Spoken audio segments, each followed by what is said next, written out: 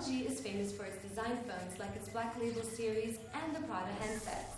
So with the LG Crystal, supposedly the world's first transparent design phone, I want to know if it's a case of style over substance. Well, let's find out. Hi, I'm Leila, and you're watching Press Play.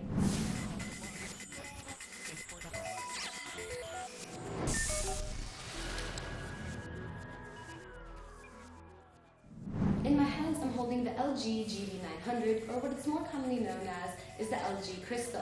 But just by looking at it, you couldn't really tell that it's a design phone. In fact, it looks very similar to the LG Arena and the LG Beauty Smart.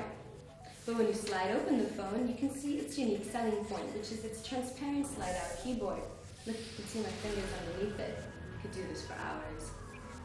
But by the name LG Crystal, you would think that the entire phone is transparent, not just the keypad, so that's a real letdown. The glass-like feature is the only thing that crystallizes it as a designy handset. The keypad is touch-sensitive and illuminates white light when tapped.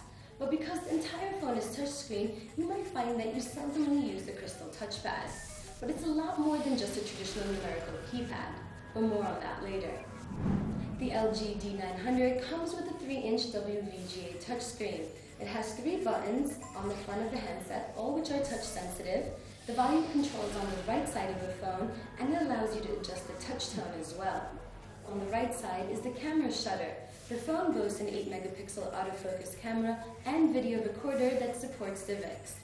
Also, when the slider is open, it reveals the micro SD slot.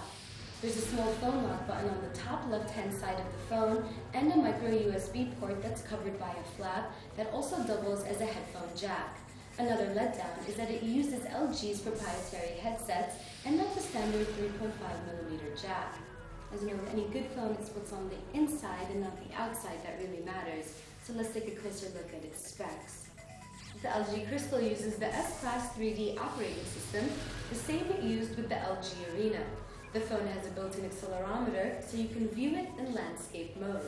The main menu displays icons very similar to the iPhone apps. However, LG organized them in categories such as communication, multimedia, utilities, and settings.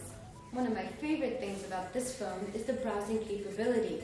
You can write web addresses with the translucent keypad using finger writing recognition. Another is the camera. You can zoom in and out of pics with a circular gesture called touch wheel on the keypad. Clockwise to zoom in and counterclockwise to zoom out. This feature can also be used on volume control on an MP3 player and video playback. It has an internal memory of 1.5 gigabytes, which isn't a lot, but you can expand that to up to 32 gigabytes with a micro SD slot. It has Wi-Fi, Bluetooth, TV out, FM radio, and HSDPA. But the LG Crystal lacks GPS, so don't go getting lost with this phone.